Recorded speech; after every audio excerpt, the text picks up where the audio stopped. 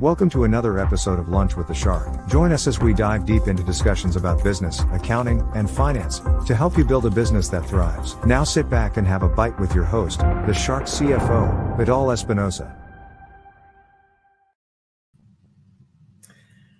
Hi, everyone.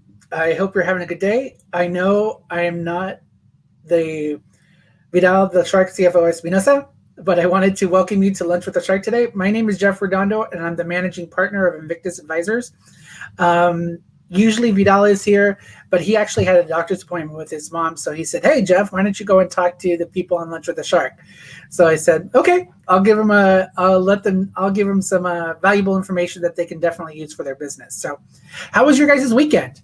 You know, we actually had a really good weekend. We actually just sat down all weekend and watched the show called Schitt's Creek. So I don't know if you guys have heard that show, but it's actually a really, really funny show. And so it's actually on the Pop Network, I think, but we've been watching it on Netflix, and we've been watching episode after episode after episode. So it's about a 20-minute. Thanks, Jesus. I appreciate your comments.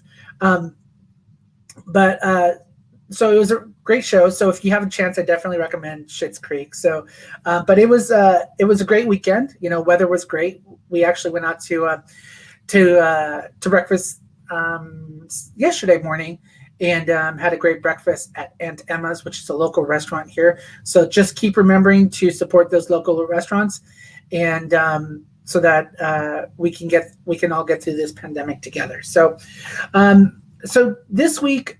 You know, every week we have a new week. We have a new topic. And this week is about future planning. So we're going to talk about planning for your future of your business and about what that looks like, and about how, as an entrepreneur, you need to be ready to have your business move forward in the case that you're not there, or your CEO is not there, or that you actually plan for what's going to come down the pipe for your business. So this week is about future planning. And today we're going to specifically talk about how to position your company for a founder's exit. So for many companies, the founder is the core of the company.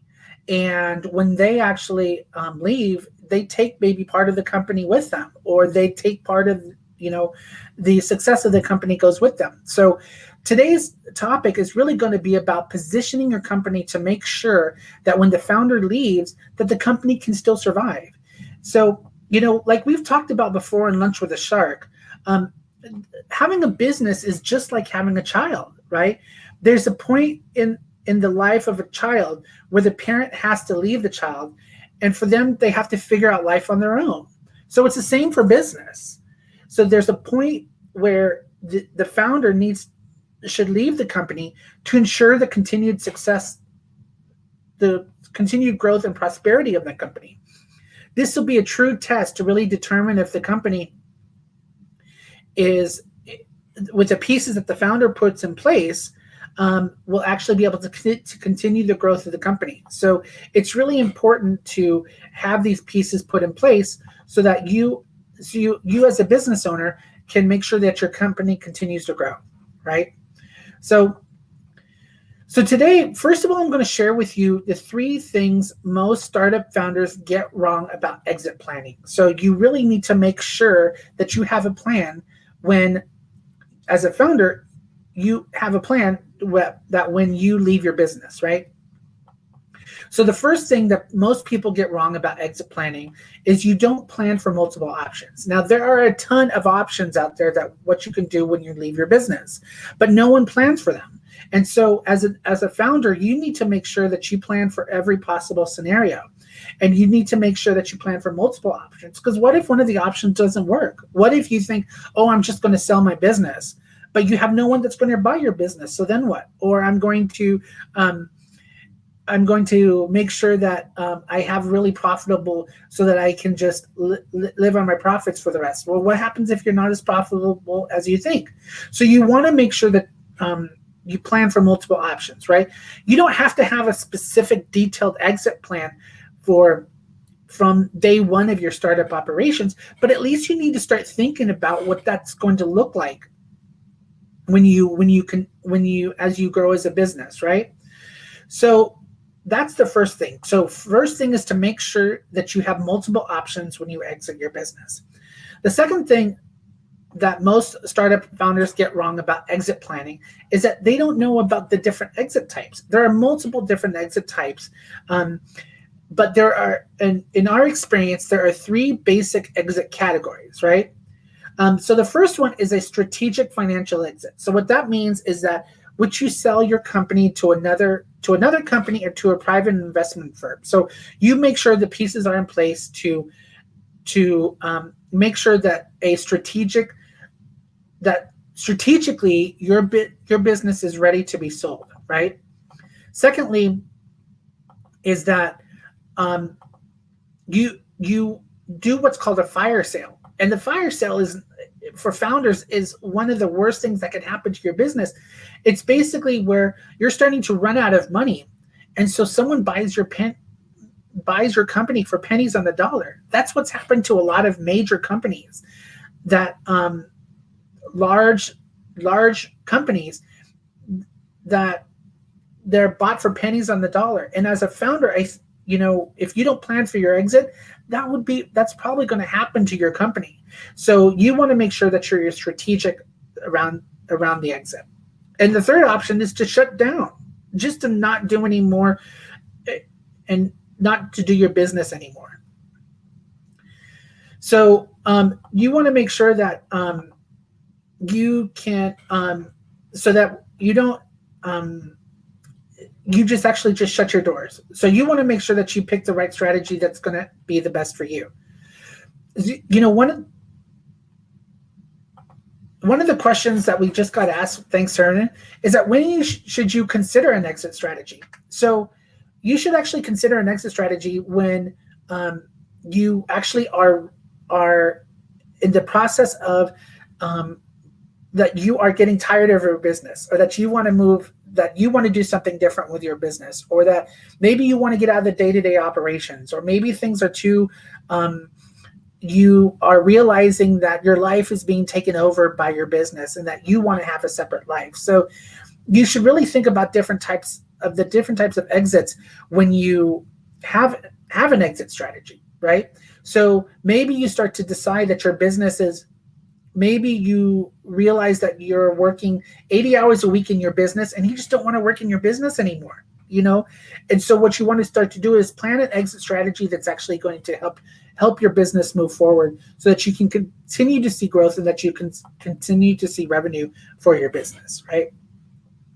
So the third thing that most startup founders get wrong about exit planning is you don't plan early enough. So people just think, one day I'm just going to leave my business. But then what that does is that doesn't give them that doesn't put them in a position of power. They actually start losing what their business is about, right? So they one day think about, I'm just going to leave. They just pick up and leave. Well, that's not going to work to continue your business moving forward, right? Exit valuations are impacted by everything from growth to profit to debts to existing talent. And if you can't make sure that an exit a business evaluation, if you don't plan to have a good enough exit value or a business evaluation, you're not going to be able to make sure that you move forward, or be able to sell your business, or be able to get the right valuation for your business, right?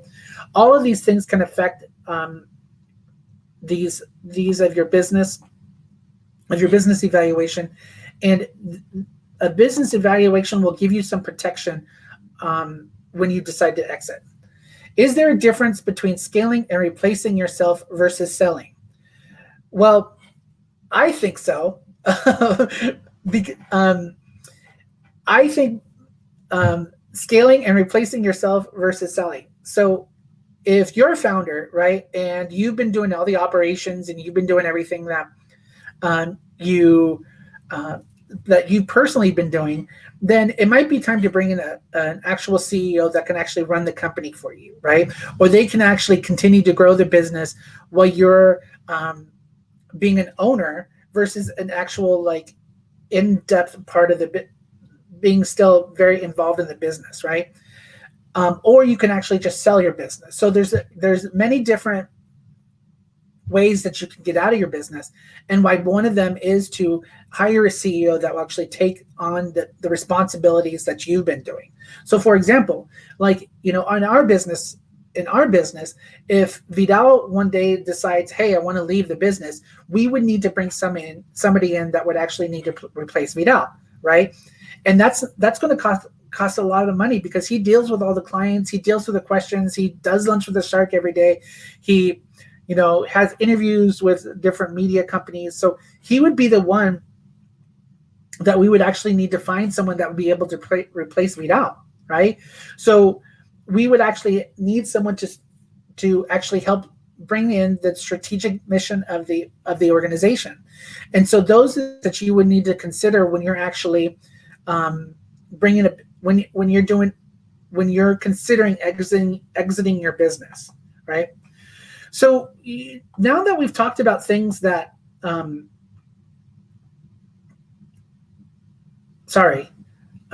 as you can probably tell, I'm a little nervous. This is the first time I've ever done a lunch with a shark, so it gets a little I get nervous. So because a lot of times you have to be honest so that people understand that they can appreciate the value that you're adding to them, right? So now that I've told you what founders can get wrong about exit planning, how should you position your company to leave, right? So the biggest one is that you need to plan. You need to figure out a plan, right? So that you can make sure that you can leave on the right time. So when is the best time to begin planning on a founder's exit? Well, it all depends on the company, but the best answer I can give you is as soon as the company starts, right? So it may be a long time before the founder leaves, but the time you need to determine what it's going to look like when the founder does leave, right? So, we do have a plan about when Vidal decides to leave or when I decide to leave. There are things that we have put in place so that we can make sure that our company continues to grow and thrive, right? So the time frame to execute the plan will vary due to a number of factors, but ideally the plan should be executed in 2 to 3 years. So you should actually take the time to determine when the founder is going to leave, and then backdate that so that they can figure out, and the company can figure out how to make sure that all the pieces that are in place, they can actually move on to other people, right? So the transition of a founder is usually a lengthy process. So it's not just about the daily tasks that they do, but it's also about making sure that contracts are signed to the new CEO of the new company, making sure that all the the bank accounts are changed, making sure that all the investment accounts are changed. So there's a lot of different things that a founder usually has in place, or maybe their culture, and it's about helping to make sure that the business has those pieces in place. So the best time to get going is just to plan early, right? So the second thing that you can actually start positioning your company to leave is set up the future. And what I mean by that is when someone starts to depart the organization, you'll be juggling a number of things simultaneously. You'll be trying to figure out who's going to take over their tasks, who's going to be able to sign contracts, who's going to be able to be in charge of certain employees, right? So there's two things are the most important things throughout the process, right? You must prepare the organization for the transition, and that's what I mean by making sure that employees know who to report to, how to make sure that all the bank accounts are aligned, how to make sure that all the contracts are now under the company instead of under their founder. So that's one part of it. And then the other part is actually making sure, what are you going to do as a founder in the next phase of your business? So for example, like if I were to leave Invictus Advisors, what would I do? What would be the next phase of what my life would look like? And that's really important, because maybe I want to start a new company. Maybe I want to go into the nonprofit sector. Maybe I want to do another adventure. Maybe I want to travel. Maybe I want to, start a family. Maybe I want to figure out how I can actually continue my life without my company. So the next thing that you should actually do to make sure that your business is ready for a founder's exit is keep your word. And what I mean by that is once the departure date has been determined, you have to adhere to it. Because if you keep moving that date, then people are going to start being dependent that you'll always be there, and you can't have that. So for example, if let's say you're going to leave at the end of the month, and then all of a sudden a crisis comes up and you're like, okay, I'll just give them another 2 weeks. Then what's going to happen after that 2 weeks? Another crisis come up and you're going to give them another 2 weeks, right? So there really has to be an opportunity where you just say, okay, this is it. This is my last day. Everything beyond this point is where you're going to have to take it on. Because what happens is that people become dependent on the founder. And if the founder's not there, then what happens, right? So you need to make sure that you have a definite departure date, and then make sure you stick to that departure date, right? And the final thing that you want to make sure of is that once the departure date has been determined, you have to make sure that that things are in place by that time, right? So for most founders, I would say for all founders, it's very overwhelming when you leave your company, right? And so emotions play a big factor. But you have to start, as in with business, you have to start letting those emotions go. You need to be able to let your company go so that you can actually see if you've done a good job at preparing your company for your departure. And also, it's the only way that you'll be able to open the door for the next chapter of your life, right? If you keep worrying about what your company is going to do and what your company is not going to do, then you'll never be able to go to the next thing, what you'll be able to do with your life, right? So I know I'm not the shark, but hopefully I gave you some valuable content that you can use, right? But if you're really interested in having a conversation with a shark, right, you can actually visit invictus-advisors.com/shark. Jesus will actually put it in the link below. But you can actually schedule a 15-minute conversation with Vidal, and he'll actually be able to talk to you about an exit plan that maybe you want to continue your business for another 2 or 3 years, and then you want to leave.